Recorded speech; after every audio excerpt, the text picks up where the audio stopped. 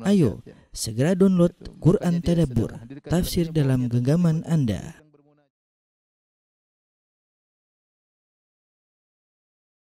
Bismillahirrahmanirrahim. Assalamualaikum warahmatullahi wabarakatuh. Waalaikumsalam. Alhamdulillahi ala ihsanih wa syukru lahu ala taufiqihi wa amtinani. Asyhadu an la ilaha illallah wahdahu la syarika lahu ta'ziman li sya'nih. Wa asyhadu anna Muhammadan abduhu wa rasuluhu da'ila ridwani. Allahumma salli alaihi wa ala alihi wa ashabihi wa ikhwani. Para ikhwan dan akhwat, bapak dan ibu-ibu, para jemaah Masjid Tarbiyah Cilandak yang dirahmati oleh Allah Subhanahu wa taala.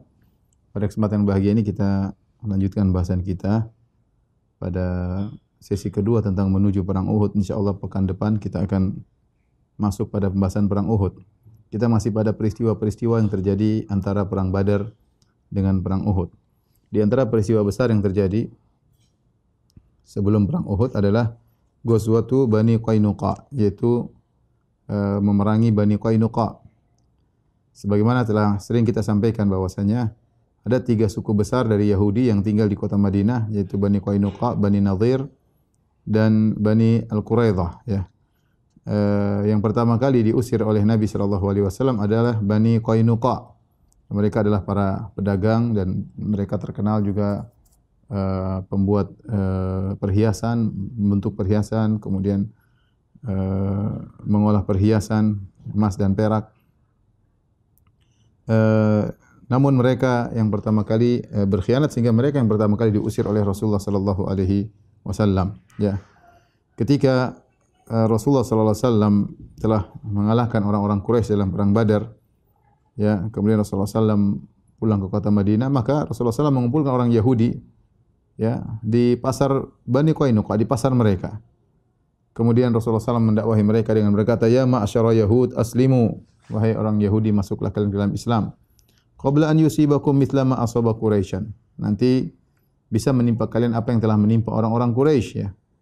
Ya, kalau mereka berkhianat, kalau mereka membangkang, ya, mereka bisa mengalami apa yang dialami orang Quraisy. Maka orang Bani Qainuqa berkata, "Ya Muhammad, la yaghurrannaka min nafsika annaka qatalta nafaran min Quraisyin kanu aghmaran la ya'rifuna al-qital."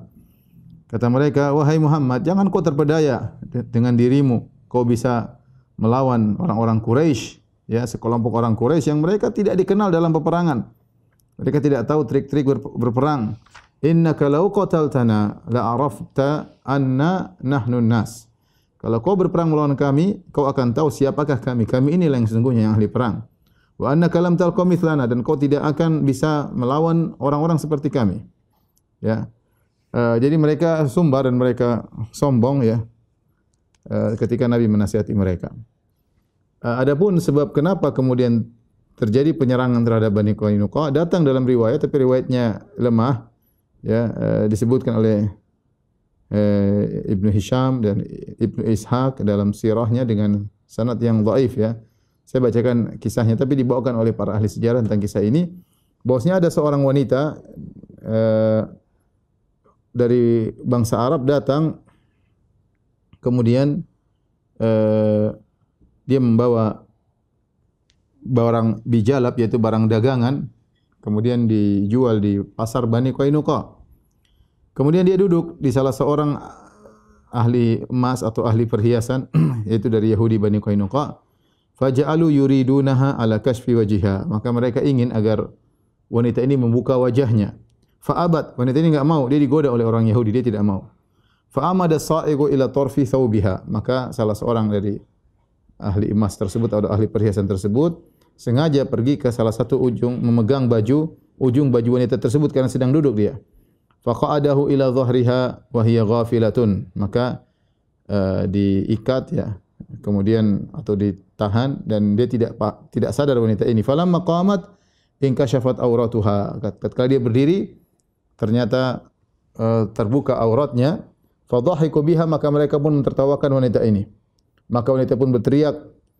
Tiba-tiba ada seorang lelaki dari kaum muslimin yang kebetulan lagi di pasar tersebut, tidak kuasa melihat ada wanita seperti ini digoda, kemudian tersingkap auratnya. Maka dia pun langsung menyerang lelaki Yahudi tadi yang mengganggu wanita tadi. Faqatalahu, akhirnya seorang muslim ini bunuh ahli emas tersebut, ahli perhiasan tersebut, dan yang merupakan seorang Yahudi. Fashaddatil yahudu 'alal muslim faqataluhu, maka orang-orang Yahudi pun kumpul, kemudian mereka menyerang lelaki muslim ini, akhirnya dia pun wafat ya. Akhirnya keluarga dari orang muslim ini yang terbunuh oleh orang Yahudi kemudian berteriak ya. Kemudian akhirnya minta tolong kepada kaum muslimin, akhirnya kaum muslimin pun marah, maka terjadilah keburukan atau terjadilah peperangan antara ya kaum muslimin dengan orang-orang Yahudi. Akhirnya Rasulullah sallallahu alaihi wasallam tatkala melihat Bani Qainuqa telah memutuskan perjanjian ya.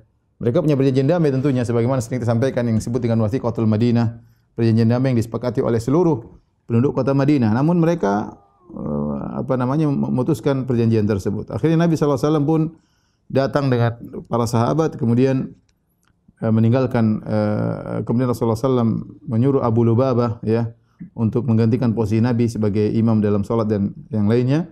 Kemudian Nabi menyerahkan bendera kepada Hamzah bin Abdul Muttalib dan bendera itu ketika kita berwarna putih. Ya, kemudian mereka kaum muslimin pun datang menuju ke Bani Qainuqa.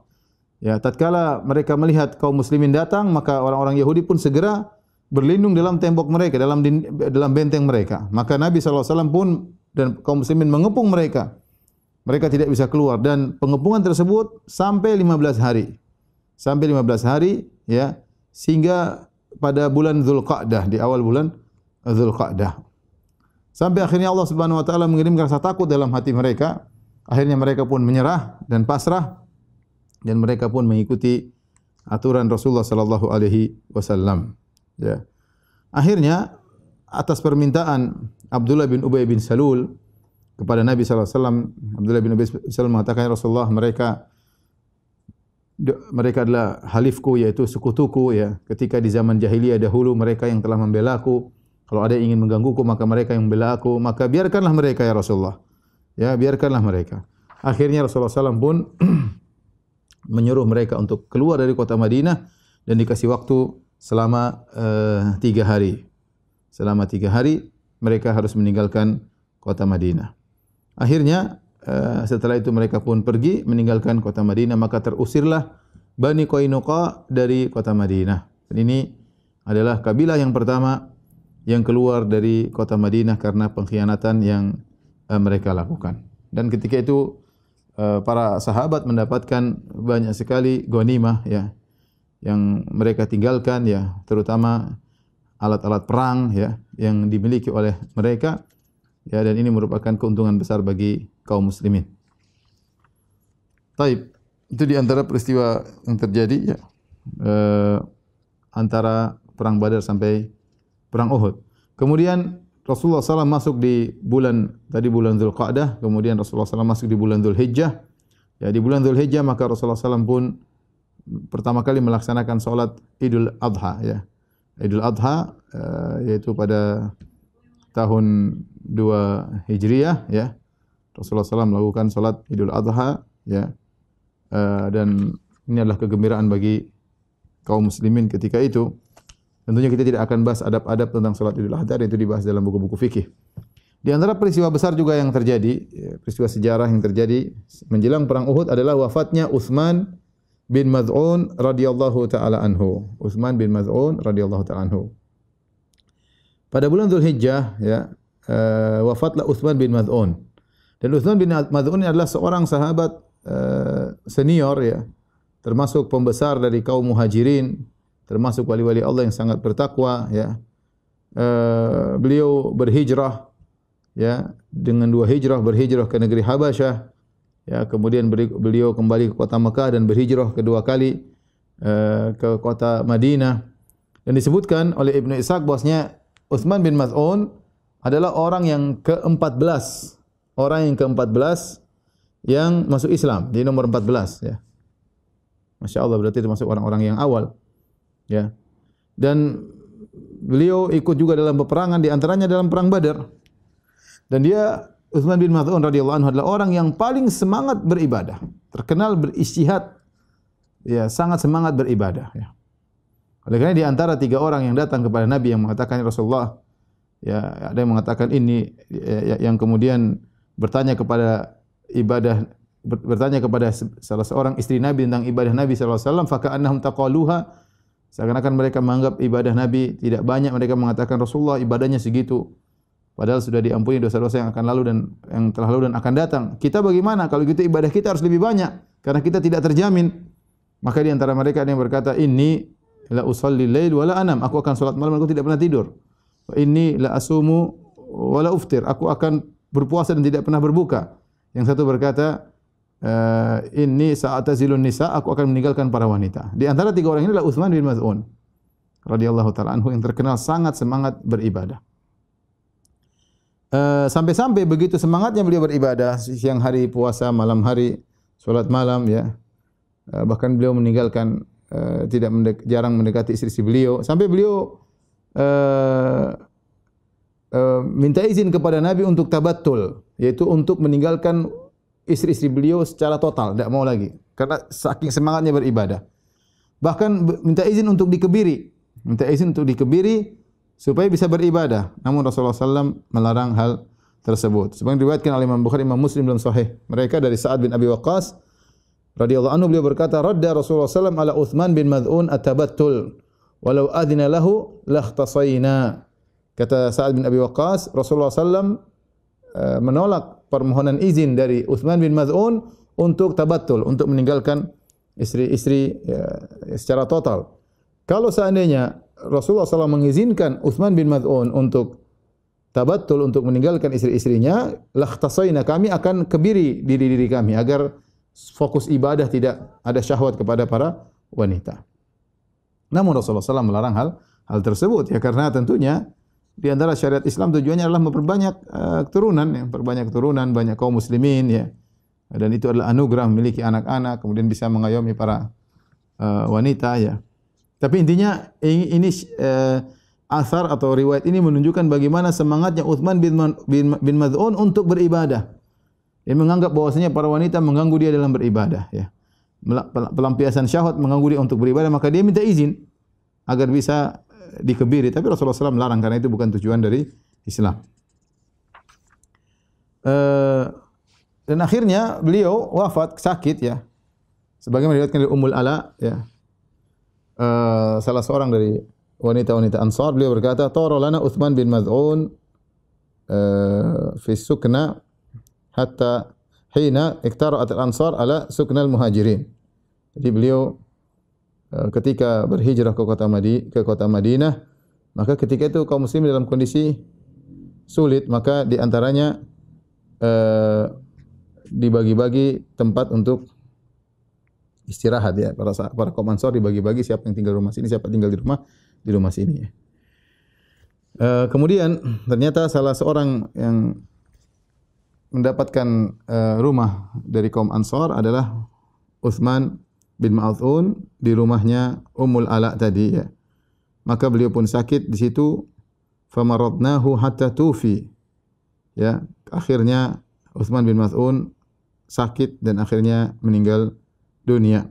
Tsumma ja'alnahu fi athwabihi, lalu kami meletakkan beliau di beberapa bajunya. Fadakhala alaina Rasulullah sallallahu alaihi wasallam. Rasulullah SAW datang menjenguk atau melayat Utsman bin Maz'un. Kemudian ketika Nabi melayat Utsman bin Maz'un radhiyallahu anhu yang sudah meninggal dunia, maka kata Ummul Ala, dia berkomentar, rahmatullah alaika ya Aba Sa'ib. Semoga Allah merahmati engkau wahai Abu Sa'ib, yaitu Utsman bin Maz'un. Fa syahadati alaika laqad akramakallah. Aku bersaksi untuk engkau wahai Utsman bin Maz'un, sungguhnya Allah telah memuliakan engkau. Ketika Ummul Ala mengatakan aku bersaksi bahwasanya Allah telah memuliakan engkau, maka Nabi berkomentar ketika itu. Dan kita tahu Utsman bin Maz'un adalah orang yang rajin beribadah, terkenal di kalangan para sahabat. Orang yang sangat semangat beribadah. Tetapi dan kalau seandainya ada yang berkata dia dimuliakan oleh Allah, wajar, ya, karena terkenal rajin ibadah. Ya, sampai minta izin untuk bisa dikebiri. Sehingga wanita ini, ya, dia menilai secara zahir, dia berkata, ya, fa syahadati alaika laqad akramakallah. Aku bersaksi kepada engkau wahai Utsman bin Maz'un, sungguhnya Allah telah memuliakan engkau. Utsman bin Maz'un sudah meninggal dunia. Maka Nabi SAW mengomentari perkataan Ummul Ala. Nabi berkata, "Wa ma yudriki?" Dari mana kau tahu dia telah dimuliakan oleh Allah Subhanahu wa taala? Subhanallah. Nabi berkata, dari mana kau tahu dia sudah dimuliakan oleh Allah Subhanahu wa taala? Maka Ummul Ala berkata, "La adri wallah, aku tidak tahu." Ya, hanya spontanitas dia ucapkan karena melihat kesolehan dari Utsman bin Maz'un. Maka Nabi menegur, ini sesuatu yang gaib, tidak ada yang tahu. "Wa ma yudrik?" Dari mana kau tahu? Kemudian Nabi berkata, "Amma huwa faqad ja'ahul yaqin." Adapun Utsman bin Maz'un, maka telah datang keyakinan kepadanya, telah meninggal dunia. "Innila arju lahul khair min Allah." Dan sungguh aku berharap Allah berikan kebaikan baginya. "Wallahi ma adri wa ana Rasulullah sallallahu alaihi wasallam ma yuf'alu bi wala bikum." Saya ini sebagai statusnya seorang rasul, saya tidak tahu apa yang akan Allah lakukan kepadaku dan juga apa yang Allah lakukan kepada kalian. Kata Ummul Ala, "Fa wallahi la uzakki ahadan ba'dahu." Kata Ummul Ala, demi Allah saya tidak akan mentazkiyah, merekomendasi seorang pun setelah Utsman bin Maz'un, ya. Oleh karenanya kita tidak bermudah-mudahan berbicara tentang hal yang gaib, ya. Kita dapat sebagian orang, si fulan al-maghfur lahu, yang telah diampuni oleh Allah Subhanahu wa taala misalnya. Kita boleh doa rahimahullah, ya. Tapi kalau mengatakan yang telah diampuni misalnya pasti, ya, dengan seakan-akan kata-kata kepastian atau pasti di surga atau pasti di gini perkara yang gaib, maka hendaknya kita hindari. Lihatlah Utsman bin Maz'un saja, ketika Ummul Ala berkata Allah telah muliakan engkau, Nabi tegur, ini perkara gaib, tidak ada yang tahu, ya. Maka setelah itu kata Ummul Ala, "Ra'aitu li Utsman fin naum ainan tajri." Aku dalam mimpi melihat Utsman bin Maz'un, dia punya mata air yang airnya mengalir. Faji'tu Rasulullah sallallahu alaihi wasallam fa dzakartu dzalika lahu. Lalu aku datang kepada Nabi sallallahu alaihi wasallam, aku sebutkan aku bermimpi dengan melihat Utsman bin Maz'un ini punya mata air yang mengalir. Kemudian Nabi mengomentari mimpi Ummul Ala. Ya, Nabi ahli tafsir mimpi. Kata Nabi sallallahu alaihi wasallam, "Dzaka amaluhu yajri lahu." Itulah amalnya yang masih berjalan baginya, yaitu dia punya amal jariyah. Dia punya amal jariyah. Nah, para ulama berselisih apa amal jariyah yang dilakukan oleh Utsman bin Maz'un. Karena Nabi berkata, "Dzaka amaluhu yajri lahu." Itulah amalnya yang meskipun dia sudah meninggal dunia masih terus mengalir baginya, ya. Dimimpikan oleh Ummul Ala dengan mata air yang terus mengeluarkan airnya, dan itu ditafsirkan, ditakwil oleh Nabi, maksudnya amalnya yang terus berlanjut meskipun dia sudah meninggal dunia. Maka secara umum ada dua pendapat di kalangan para ulama. Yang pertama, mereka berkata bahwasanya Utsman bin Maz'un sejak di Mekah, sejak dia masuk Islam, ya, dia adalah orang yang kaya dan dia dermawan, ya. Sehingga mungkin dia punya sedekah-sedekah jariyah yang berlaku setelah dia meninggal masih terus berjalan untuknya, ya. Ini termasuk orang-orang yang kaya di kalangan para sahabat dari kaum Muhajirin, ya. Di antara hal yang menunjukkan akan hal ini dari Abu Musa al-Asy'ari radhiyallahu anhu, beliau berkata, "Dakhalat imra'atu Utsman bin Maz'un ala nisa'in Nabi sallallahu alaihi wasallam." Suatu hari istri Utsman bin Maz'un ketemu dengan istri Nabi sallallahu alaihi wasallam. Fara'ainaha sayyi'atal hay'ah. Maka istri Nabi melihat istrinya Utsman bin Maz'un penampilannya tidak baik atau kurang rapi atau kurang bagus, ya. Faqulna laha ma laki, maka mereka berkata kepada istrinya Utsman bin Maz'un, "Ada apa dengan anti? Ada apa dengan engkau?" "Fama fi Quraisyin aghna min ba'lik." Di Quraisy yang paling kaya suamimu Utsman bin Maz'un. Ini dalil bahwasanya beliau adalah orang kaya, sehingga beliau sering bersedekah, sehingga amal jariyah yang beliau miliki adalah sedekah tersebut, ya. Qalat ma lana minhu syai'. Amma lailuhu faqaimun wa amma naharu fasaimun. Kata istrinya, iya benar dia kaya, tapi saya tidak dapat apa darinya. Kenapa? Malamnya dia salat malam, siangnya dia puasa.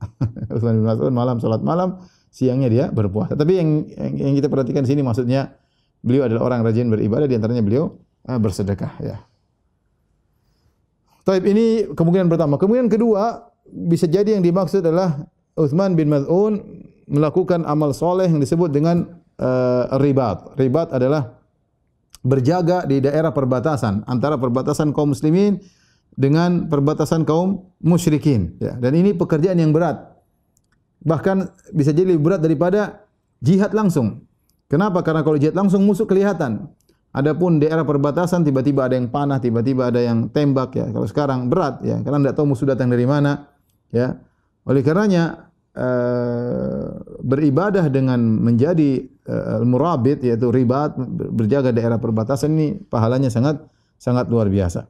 Dalam suatu hadis Rasulullah SAW bersabda, "Kullu mayyitin yukhtamu ala amalihi illa alladhi mata murabitan fi sabilillah." Setiap orang meninggal dunia maka ditutup dengan amal yang dia mati di atasnya. Ya, selesai, artinya selesai, dia meninggal, game over, selesai, amalan terputus. Ya, sebagaimana sabda Nabi sallallahu alaihi wasallam, idza matal insan inqata amaluhu, kalau seorang sudah meninggal terputus amalannya. Kemudian kata Nabi, illa alladhi mata murabitan fi sabilillah, kecuali yang meninggal dalam kondisi berjaga di daerah perbatasan, fi sabilillah. Fa innahu yanmu amalu ila yaumil qiyamah, sungguhnya amalnya berkembang sampai hari kiamat. Wa ya'manu fitnatal qabr, dan dia akan diselamatkan dari fitnah kubur, yaitu selamat dari malaikat mungkar dan nakir. Ya. Tidak ditanya oleh mungkar dan nakir. Kemudian juga dalam riwayat yang lain dalam Sahih Muslim, ya, dari hadis Salman radhiyallahu anhu, Rasulullah SAW bersabda, "Ribatu yaumin wa lailatin khairun min siyami syahrin wa qiyamihi." Berjaga di daerah perbatasan perang, ya, sehari semalam lebih baik daripada puasa sebulan dan salat malam sebulan. Wa in mata jara alai amalu alladhi kana ya'maluhu. Kalau dia sudah meninggal dunia, maka amal yang biasa dikerjakan masih berjalan terus. Ya. Wa ujri alaihi rizquhu, dan juga tetap diberikan rezeki kepadanya oleh Allah Subhanahu wa taala. Wa aminal fattan, dan dia akan selamat dari dua penanya, yaitu malaikat mungkar dan nakir. Ini di antara dua ibadah yang luar biasa yang jika seorang meninggal dunia maka amalnya masih berjalan. Di antaranya adalah sedekah jariyah, di antaranya adalah amal pekerjaan sebagai murabit, yaitu penjaga di daerah perbatasan. Dan Utsman bin Maz'un radhiyallahu anhu dikubur di Baqi, ya. Saya pernah masuk Baqi, baru ada kuburan agak tengah, agak besar. Konon kata orang-orang di sana, ini Utsman bin Maz'un, agak besar dikit dan dia agak tengah. Masuk ke dalam, kemudian tengah-tengah, wallahu a'lam bishawab, tapi sebagian penjaga mengatakan ini Utsman bin Maz'un radhiyallahu taala anhu yang ada di Baqi. Baik. Kita lanjutkan peristiwa berikutnya yang terjadi menjelang perang Uhud adalah dibunuhnya Ka'ab bin al-Ashraf. Ka'ab bin al-Ashraf salah seorang tokoh Yahudi. Siapakah Ka'ab bin al-Ashraf? Ka'ab bin al-Ashraf adalah seorang Yahudi yang sangat besar permusuhannya kepada Rasulullah sallallahu alaihi wasallam. Bapaknya adalah seorang Arab, ya, dari kabilah Tayy, ya, kabilah Tayy itu agak jauh dari Mekah, ya. Min Bani Nabhan, dari Bani Nabhan, ya. Dari Mekah sekarang sekitar 800 kilo daerahnya. Dari Bani Nabhan. Namun ayahnya ini, yang orang Arab ini, dia membunuh seseorang sehingga dia dicari-cari. Di zaman jahiliyah dia dicari-cari, dikejar-kejar oleh orang yang menuntut darahnya. Maka dia pun kabur, fa'atal Madinah, maka dia pun kabur pergi kota Madinah. Wa halafa Bani Nadhir, kemudian dia pun bersekutu dengan Bani Nadhir, Yahudi Bani Nadhir. Fasyarufa fihim, ternyata dia menjadi mulia di kalangan orang-orang Yahudi. Kemudian dia menikah dengan Aqilah binta Abil Huqaiq. Dia menikah dengan seorang wanita Yahudiyah, maka lahirlah anaknya namanya Ka'ab. Dan Ka'ab bin Ashraf ini adalah seorang yang tawilan jasiman, seorang yang tinggi, badannya besar, orangnya gagah, tampan, wa kana syairan mujidan, dan dia seorang yang pandai bersyair. Ya, bahkan dia disebutkan sada Yahudul Hijaz bi kathrati mali, bahkan dia menjadi pemimpin orang-orang Yahudi di Hijaz, di Mekah dan di Madinah dan sekitarnya. Ya, kenapa? Karena dia punya harta yang banyak. Bahkan dia sering membagi-bagi harta kepada ulama-ulama orang Yahudi. Dan dia punya benteng di sebelah timur arah selatan di kota Madinah, ya. Inilah Ka'ab bin Ashraf, adalah seorang Yahudi yang gagah, besar badannya, tapi dia penyair yang hebat dan suka mencerca kaum muslimin dengan syair-syairnya. Yang kita tahu bahwasanya di zaman dahulu yang menjadi sarana untuk perang mulut adalah dengan syair. Kalau kita sekarang medsos, ya dulu enggak ada medsos, maka orang membuat syair. Syair kemudian terkenal, isinya mencela, isinya memaki-maki, ya. Sampai ada tulisan tentang judul Asy-Syu'ara, ya, qatalathum, ya, asy'aruhum, atau kama dzukir, yaitu disebutkan tentang para syu'ara, para ahli syair yang dibunuh oleh syair-syair mereka sendiri. Gara-gara syair mereka terbunuh. Ada. Karena mereka mencela, mencerca, memuji diri, menghina orang lain dengan syair-syair.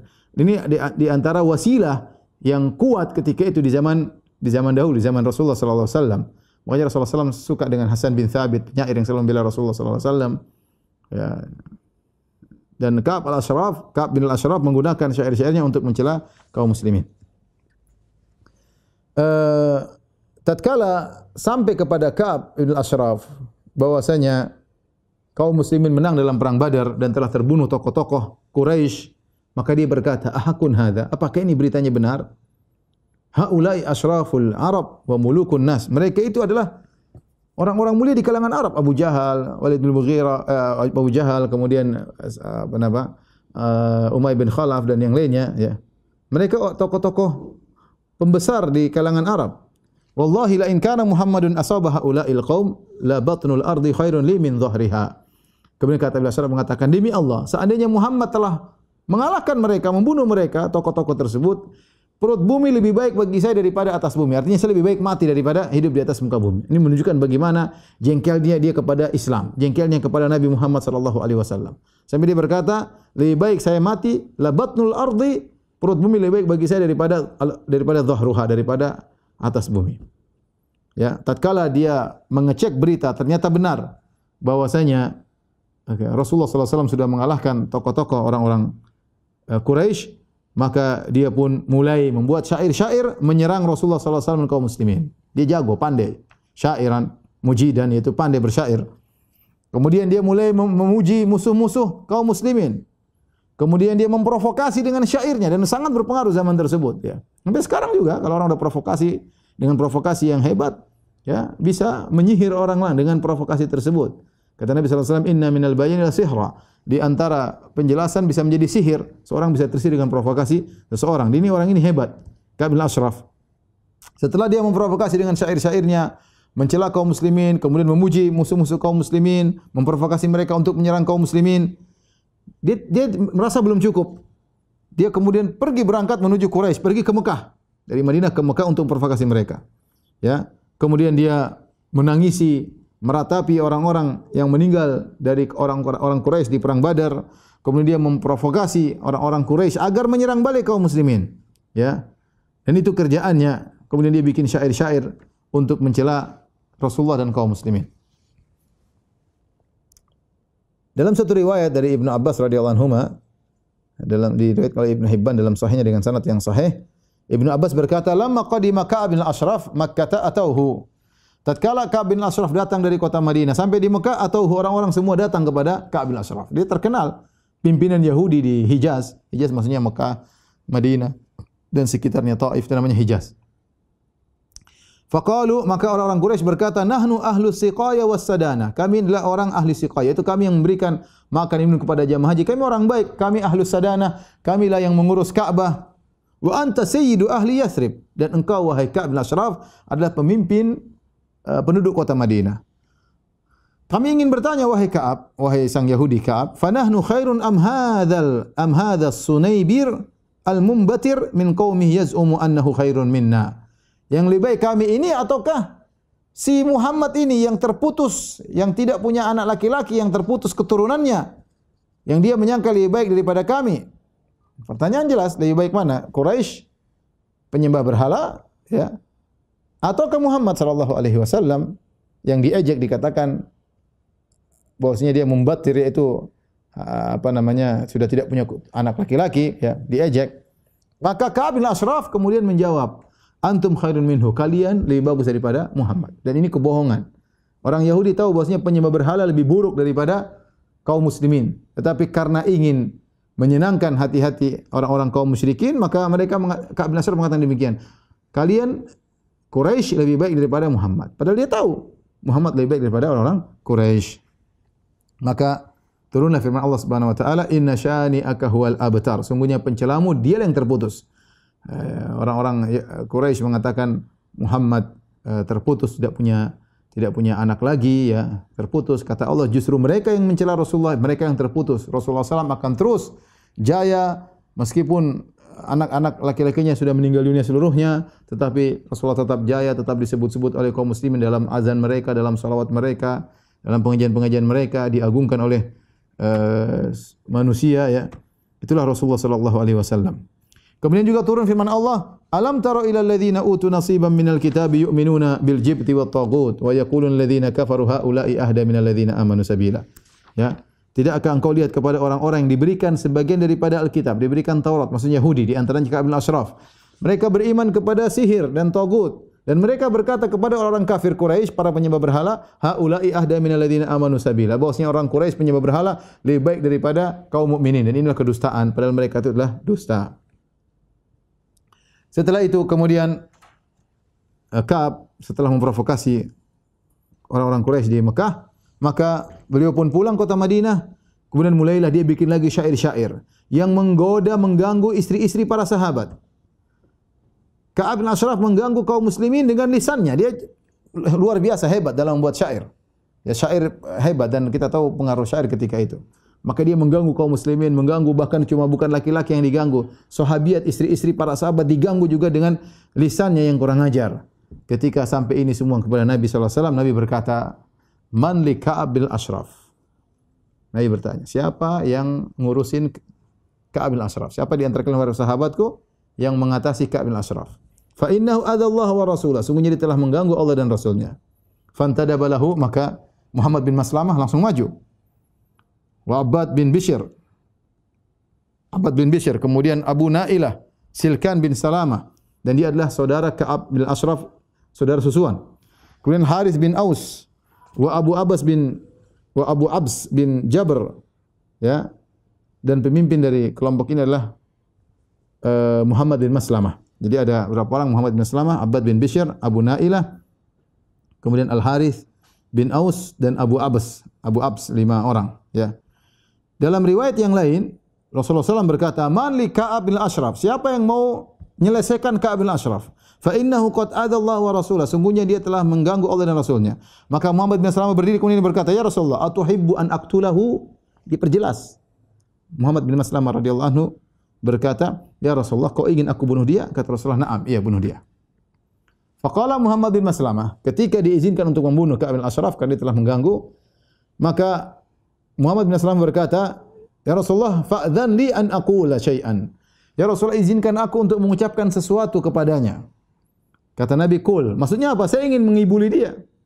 Ini menunjukkan para sahabat mereka jauh dari namanya kedustaan, mereka jauh dari namanya kebohongan.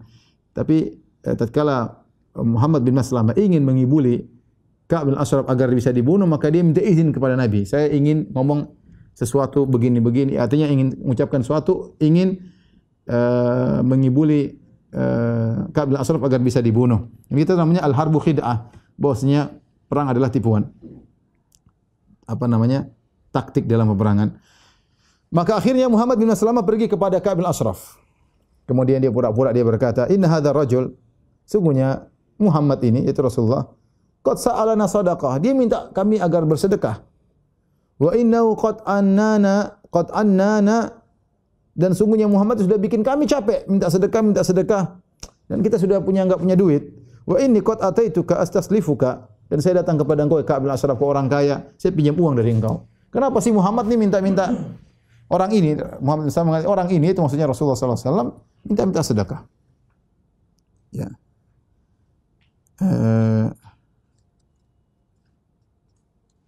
Kemudian dia berkata, "Wa aidan wallahi la tamullannahu." Ya. Dan sungguh engkau akan lebih dan engkau wahai Ka'ab bin Ashraf juga lebih terganggu dengan adanya Muhammad ini.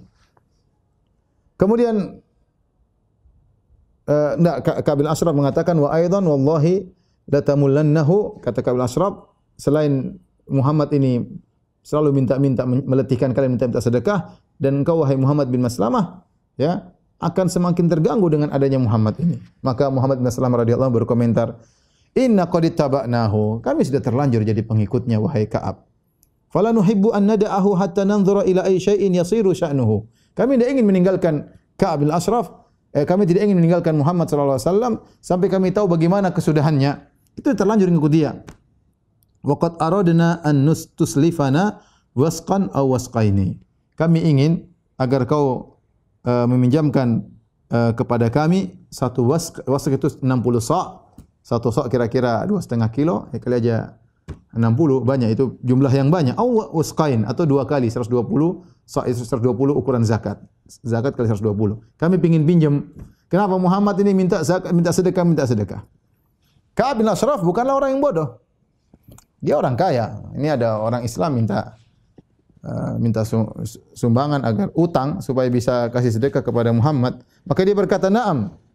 Saya akan kasih. Tetapi arhinuni, berikan apa gadai kalian kepadaku." Mana gadainya? Maka Muhammad bin Salamah berkata, "Ayu syai'in turid?" Kau ingin kami menggadaikan apa?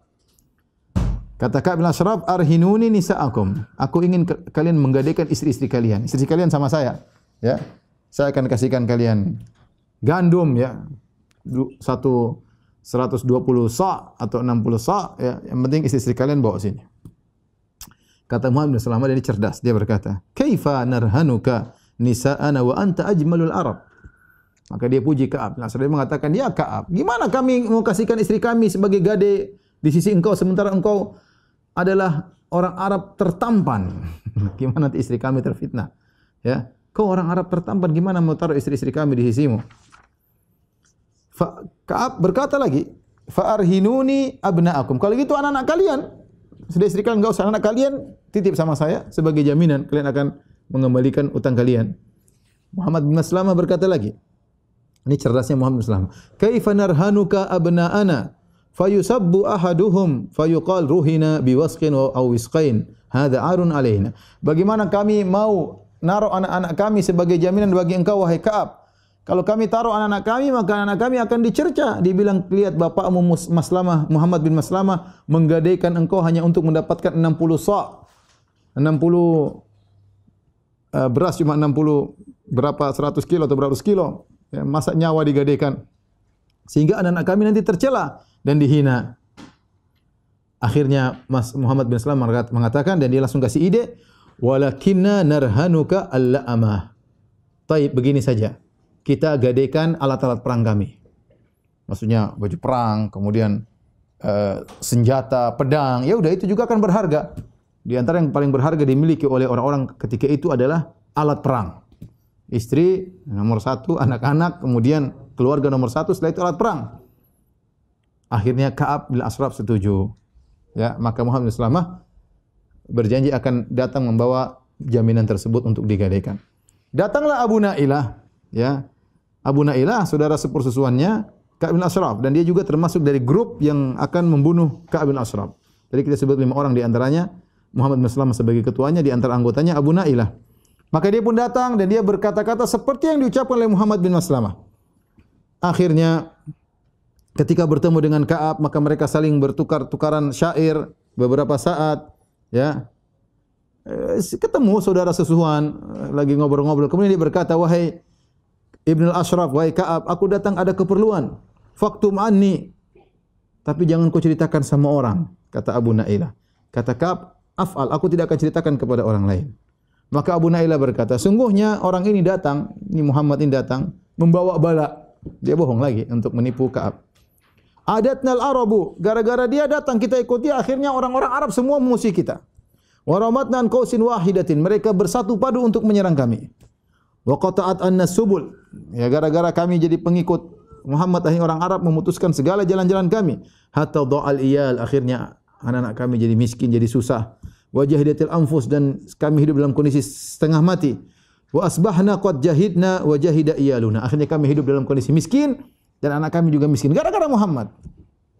Kemudian Abu Nailah berkata, "Inna ma'iya ashaban li ala mithli ra'yi wa qad aradtu an atiyaka bihim fatabi'ahum wa tuhsin fi dzalik." Ya. Maka aku punya ada beberapa orang yang seperti aku punya pendapat seperti ini, ya. Dan aku akan datangkan orang-orang yang sepertiku kepada engkau, ya. Tapi ingat tadi jangan ceritakan kepada orang lain, ya. Maka akhirnya dialog ini masuk di logikanya Ka'ab bin Ashraf. Akhirnya mereka bertemu pada waktu yang sama. Janji ketemu dengan Ka'ab bin Ashraf, ya, sama dengan waktu Muhammad bin Maslamah dan juga Abu Nailah. Di malam bulan purnama, yaitu malam ke-15 dari bulan Rabiul Awal, sanah tahun ketiga Hijriyah, maka berkumpullah grup ini yang dipimpin oleh Muhammad bin Maslamah. Mereka pun pergi menuju Nabi sallallahu alaihi wasallam, ketemu Nabi di malam hari, di malam bulan purnama di Baqi Al-Gharqad. Kemudian Nabi melepas mereka. Nabi berkata, tugasnya apa? Untuk membunuh Ka'ab bin Ashraf. Kata Nabi, intaliqu ala ismillah, Allahumma a'inhum. Kata Nabi, bergeraklah kalian dengan menyebut nama Allah. Ya Allah, tolonglah mereka. Kemudian Rasulullah SAW balik ke rumahnya. Kemudian beliau pun salat dan berdoa. Salat dan berdoa agar Allah memuluskan rencana mereka. Akhirnya berjalanlah mereka, sampailah mereka ke bentengnya Ka'ab bin Ashraf. Maka Abu Nailah, saudara susuannya, panggil, "Ya Ka'ab, ya Ka'ab." Dia lagi di bentengnya malam hari. "Turun sini ketemu kami." Ketika itu Ka'ab bin Ashraf baru saja nikah dengan seorang wanita, lagi malam pengantin, baru saja menikah dengan seorang wanita. Maka akhirnya dia bangun, dia mau turun, dia kenal suaranya Abu Nailah, saudara susuannya. Istrinya berkata, "Aina takhruju hadhihi sa'ah?" Kau hendak ke mana wahai suamiku di malam seperti ini, di tengah malam? Maka Ka'ab bin Ashraf tidak ada curiga sama sekali. Dia berkata, "Inna ma huwa akhi Muhammad bin Maslamah wa radhi Abu Nailah." Itu saudaraku Muhammad bin Maslamah dan juga saudara susuanku Abu Nailah. Ingin ketemu dia, ketemu mereka. Kami sudah janjian, ada urusan. Ya. Akhirnya istrinya berkata, "Asma'u sautan ka'annahu yaqturu minhu dam." Wahai suamiku, aku mendengar suara yang akan terdengar, yang suara tersebut mengucurkan darah. Aku mendengar suara yang akan mengucurkan darah. Maka Ka'ab dengan santainya berkata, "Tenang saja wahai istriku, dia itu adalah saudaraku Muhammad bin Maslamah dan Radhi'i, saudara susuanku Abu Nailah."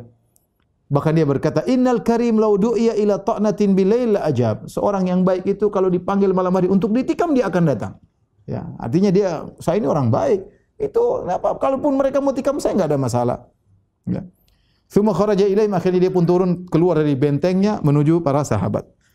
Sementara dia memakai minyak wangi yang banyak karena dia baru aja malam pengantin. Kemudian pakai minyak wangi yang banyak sampai tercium dari rambutnya. Abu Nailah berkata kepada para sahabatnya, "Ingat wahai para sahabat, sama grup, kalau si Ka'ab datang, aku akan pegang kepalanya dan aku akan mencium harumnya kepalanya.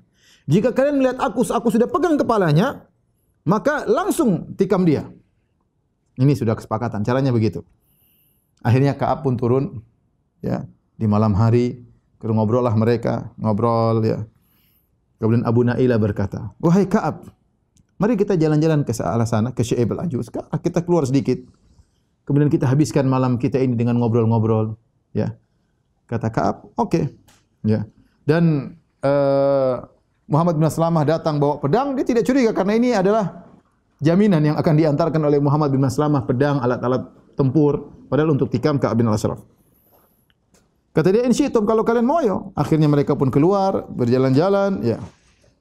Di tengah perjalanan, ya, Abu Nailah berkata, "Ma ra'aitu kal lailati tiban a'tarqat." Dia mulai buka bicara, "Saya tidak pernah cium malam hari ini, kok harum banget. Tidak pernah saya melewati malam tercium aroma yang wangi seperti ini." Maka Ka'ab berkata, "Indi a'taru nisa'il Arab." Saya punya istri wanita Arab yang paling harum istriku. Kata Abu Nailah, "Ata'dzan li an ashumma ra'sak?" Bolehkah aku cium parfummu, aroma parfum di kepalamu? Qala na'am. Kata dia, "Silakan." Fa adkhala yadu fi ra'si fashamma. Maka dia pun masukkan tangannya di rambutnya, dicium. Masya Allah, harum. Ya. Kemudian mereka berjalan lagi. Mereka berjalan semakin jauh dari bentengnya. Abu Nailah ulangi lagi, dia berkata, "Bolehkah aku ulangi untuk mencium kepalamu?" Kata Ka'ab, "Silakan." Maka dia pegang lagi, masukkan tangannya, memang harum. Ya, kemudian sampai tenang. Kemudian berjalan lagi semakin jauh dari bentengnya. Ya. Kemudian ketiga kali dia berkata, "Boleh aku cium lagi rambutmu?" Kata Ka'ab, "Silakan." Dia tidak curiga. Maka Abu Nailah pun memegang kepalanya, kemudian dia cium, masukkan. Begitu dia masukkan tangannya di kepalanya, kemudian dia pegang itu kepalanya Ka'ab. Kemudian dia berkata kepada kawan-kawannya, "Dunakum aduwallah, ayo tikam ini musuh Allah." Maka fakhtalafat ali asyafuhum, maka semuanya kemudian tikam ke Ka'ab bin Ashraf, tapi dia tentu meronta, ya. Itu dia meronta-ronta, kemudian dia kuat, mungkin dia bisa menghindar dan yang lainnya, ya. Akhirnya Muhammad bin Maslamah mengambil mi'wal itu semacam kapak, ya. Kemudian ditaruh di bawah pusarnya, kemudian ditekan, akhirnya dia meninggal dunia, ya. Sebelum meninggal dia teriak dengan teriakan yang sangat keras. Inilah teriakan yang difirasatkan oleh istrinya. Sautan yaqturu minhu dam, suara yang mengalirkan darah.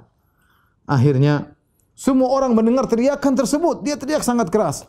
Akhirnya semua benteng dinyalain api. Ada api, ini ada gerangan suara, ya. Maka mereka pun para sahabat kelompok grup tadi kemudian balik menuju Rasulullah sallallahu alaihi wasallam. Ada seorang sahabat di antara grup tersebut namanya Al-Harits bin Aus, terkena pedang salah satu yang lainnya itu. Kena sebagian sahabat karena waktu menikam Ka'ab, mungkin Ka'abnya muter-muter kena Harits bin Aus, Al-Harits bin Aus, sehingga keluar darah yang sangat banyak.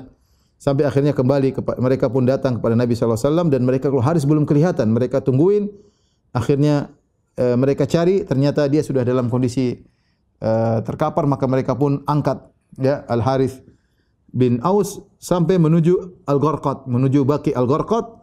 Kemudian mereka bertakbir, Allahu Akbar, ya. Allahu Akbar. Rasulullah SAW mendengar takbir mereka, maka Rasulullah SAW tahu bahwasanya mereka telah berhasil membunuh Ka'ab bin Ashraf. Maka Nabi pun ikut bertakbir, Allahu Akbar. Ketika mereka sampai kepada Rasulullah SAW itu di penghujung malam, ya, menjelang subuh, maka Nabi berkata, aflahatil wujuh, sungguh beruntung wajah-wajah kalian. Maka mereka menjawab, mereka katakan, wa wajhuka ya Rasulullah, wajahmu yang beruntung ya Rasulullah. Maka Rasulullah SAW pun memuji Allah Subhanahu wa taala. Kemudian Rasulullah SAW pun meludahi luka Al-Harits bin Aus, maka langsung sembuh. Ini, ya, kisah terbunuhnya Ka'ab bin Ashraf karena dia sering mengganggu kaum muslimin, ya.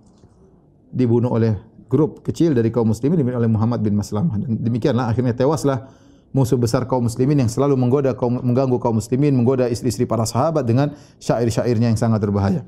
Kemudian di antara peristiwa yang terjadi, ya, menjelang perang Uhud, ya, adalah pasukan perang kecil yang dipimpin oleh Zaid bin Harithah kepada suatu tempat namanya Al-Qaradah. Jadi dalam peperangan ada namanya Ghazwah. Ghazwah itu peperangan, ya. Guzat, para pasukan perang, ya. Ada namanya Sariyah. Sariyah adalah pasukan kecil yang Rasulullah tidak ikut di situ, namanya Sariyah. Rasulullah SAW kirim pasukan-pasukan kecil. Di antaranya Rasulullah SAW pernah mengirim pasukan kecil dipimpin oleh Zaid bin Harithah radhiyallahu taala anhu. Bagaimana kisah perang kecil ini? Jadi orang-orang Quraisy setelah perang Badar, mereka takut untuk melewati kota Madinah. Padahal kita orang-orang Quraisy, mereka para pedagang, dan mereka kalau berdagang mereka harus ke utara. Ke utara kemana? Ke negeri Syam. Sementara kalau ke negeri Syam harus lewat Madinah. Madinah baru negeri Syam. Nah, jalur perdagangan mereka lewat Madinah terganggu karena di Madinah ada kaum muslimin, sehingga mereka tidak berani berdagang. Nah, kalau mereka tidak berdagang lama-lama duit mereka habis. Ya. Sufyan bin Umayyah, anaknya Umayyah bin Khalaf berkata, "In aqamna bi Makkah ta'akalna ru'us amwalina." Kalau kita diam aja di Mekah enggak pernah berdagang, lama-lama harta kita habis, modal kita habis. Ya. Kehidupan kita adalah dengan berdagang. Si Muhammad telah memotong jalur perdagangan kita. Dia telah bikin kacau. Akhirnya ada salah seorang di antara mereka berkata, "Saya tunjukkan kepada engkau salah seorang penunjuk jalan yang bisa mengantarkan kalian menuju negeri Syam tidak lewat Madinah tapi lewat jalan lain. Lewat jalan Tariq Najdiyah, ya." Akhirnya ini jalan tidak diketahui oleh orang-orang Quraisy. Akhirnya mereka setuju. Penunjuk jalan tersebut namanya Furat bin Hayyan. Furat bin Hayyan dari Bani Bakar bin Wa'il. Akhirnya mereka bayar orang kafir tersebut sebagai penunjuk jalan, Furat bin Hayyan. Akhirnya mereka pun berjalan menuju ke negeri Syam tidak lewat kota Madinah. Suatu hari ada dari kalangan kota Mekah bernama Nu'aim bin Mas'ud Al-Asja'i. Dia datang ke kota Madinah dan dia masih musyrik ketika itu. Dia masih musyrik, datang ketemu kawannya. Maka dia mampir di seorang namanya Kinanah bin Abil Huqaiq dari Bani Nadhir, ya. Ketika itu ada seorang sahabat namanya Sulaid ibn Nu'man. Sulaid bin Nu'man, dan dia sudah Islam waktu itu. Dan ketika itu khamr belum diharamkan. Maka mereka mabok bertiga ini, ya. Ada Kinanah bin Abil Huqaiq, kemudian ada Nu'aim bin Mas'ud, dan ada sahabat ini Sulaid bin Nu'man. Ketika Nu'aim bin Mas'ud, dan itu khamr belum diharamkan, ketika Nu'aim bin Mas'ud dan dia orang musyrik, dia minum bir sampai teler, akhirnya dia cerita. Dia beberkan semuanya. Dalam kemabukannya dia berkata, sungguhnya orang Quraisy akan pergi menuju negeri Syam tapi tidak lewat jalur kota Madinah, lewat Tariq Najriyah dan akan dibawa oleh seorang penunjuk jalan. Dia cerita dengan panjang lebar. Begitu mendengar hal ini, Sulaid langsung pergi menuju kepada Nabi dan cerita apa yang terjadi. Ketika Nabi tahu ada pasukan, ada sekelompok pedagang dari kota Mekah yang ingin pergi ke negeri Syam lewat jalan lain, maka Nabi pun mengirim pasukan kecil yang dipimpin oleh Zaid bin Harithah membawa sekitar 100 pasukan untuk menghadang orang-orang Quraisy. Dan akhirnya mereka berhasil menghadang. Akhirnya mereka pun kabur, semuanya kabur dan akhirnya barang dagangan mereka dirampas oleh kaum muslimin. Yang tersisa ya adalah penunjuk jalan.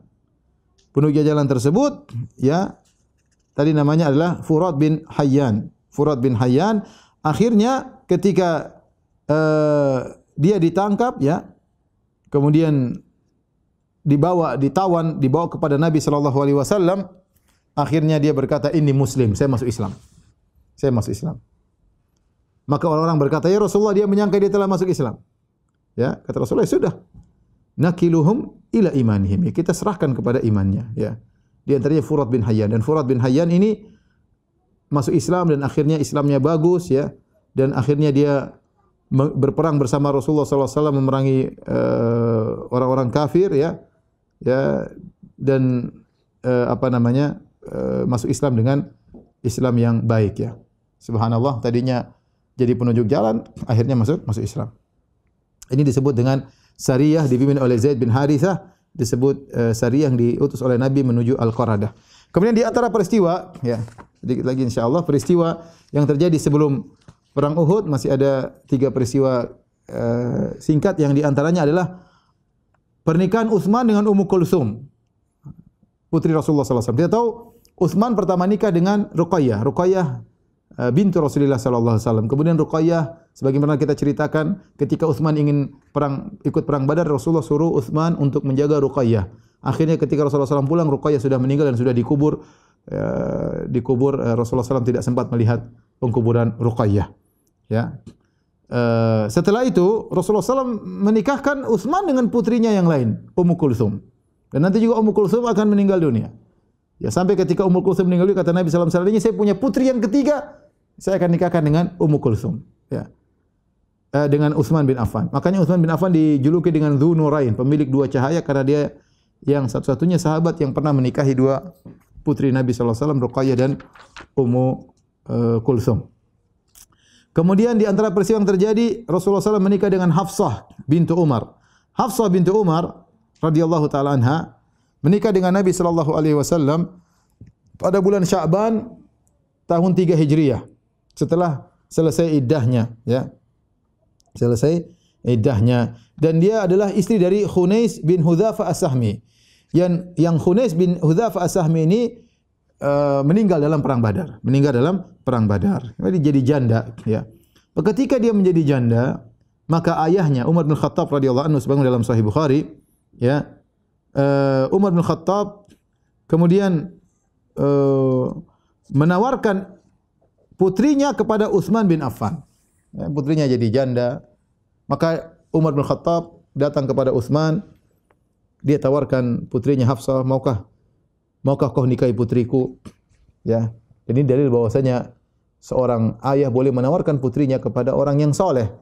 Dan ini bukan hal yang untuk dimalukan ya, karena ini demi kepentingan putrinya atau demi kepentingan adiknya. Kalau dia tak ada orang soleh, tawarkan, enggak ada masalah, ya.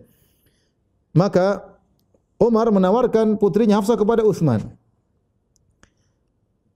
Kemudian kata Umar bercerita ini, "In syi'ta ankahtuka Hafsata binta Umar." Kalau kau mau ya Utsman, aku nikahkan kau dengan putriku Hafsah. Kata Utsman bin Affan, "Sa'anzuru fi dzalik." Tunggu, saya lihat dulu ya, saya pikir dulu. Falabistu layali, kata Umar, saya tunggu beberapa hari kok enggak ada jawaban. Falaqiyani, akhirnya ketemu lagi saya dengan Utsman beberapa hari setelahnya. Kemudian Utsman berkata, dia tolak dengan halus, "Ma uridu nikaha yaumiyya hadza." Saya belum mau nikah hari-hari ini. Falam yarji, kemudian qala Umar, falaqitu Abu Bakar, karena Utsman nolak atau belum siap untuk menikah, saya ketemu dengan Abu Bakar. Maka saya tawarkan lagi kepada Abu Bakar. Abu Bakar lebih tua daripada Umar. In syi'ta ankahtuka Hafsata binta Umar. Wahai Abu Bakar, kalau kau mau saya nikahkan putriku denganmu. Falam yarji ilayya syai'an. Dan Abu Bakar tidak jawab sama sekali. Fa kuntu aujada alaihi minni ala Utsman. Saya lebih marah kepada Abu Bakar daripada kepada Utsman. Utsman ketika dia tidak mau nikah, dia ngomong, saya belum siap untuk nikah. Ini Abu Bakar saya tunggu-tunggu enggak ngomong-ngomong. Sudah diam begitu saja. Falabithtu layaliya. Aku tunggu berhari-hari, Abu Bakar enggak ada jawaban. Saya jadi jengkel sama Abu Bakar daripada kepada Utsman. Tiba-tiba fa khatabaha ilayya Rasulullah sallallahu alaihi wasallam. Ternyata Rasulullah sallallahu melamar putriku Hafsah. Fa ankahtuha iyyahu, maka aku pun nikahkan putriku dengan Rasulullah sallallahu alaihi wasallam. Setelah itu aku bertemu dengan Abu Bakar. Setelah Nabi menikahi Hafsah, Abu Bakar berkata, "La'allaka wajadta fi nafsika hina aradta alayya Hafsah." Kayaknya kau marah ya waktu kau tawarkan Hafsah kepadaku dan aku tidak membalas sesuatu pun kepada engkau. Kata Umar, "Iya, saya marah. Kenapa kau tidak kasih balasan? Mau atau enggak mau kan harus kasih balasan." Kata Abu Bakar, "Fa innahu lam yamna'ni an arji'a ilaika syai'an lamma aradta alayya illa anni sami'tu Rasulullah sallallahu alaihi wasallam yadhkuruha." Aku tidak mau beri jawaban apapun ketika itu. Kenapa? Karena aku dengar Nabi sebut-sebut Hafsah. Walam akun ufsi sirra Rasulullah sallallahu alaihi wasallam.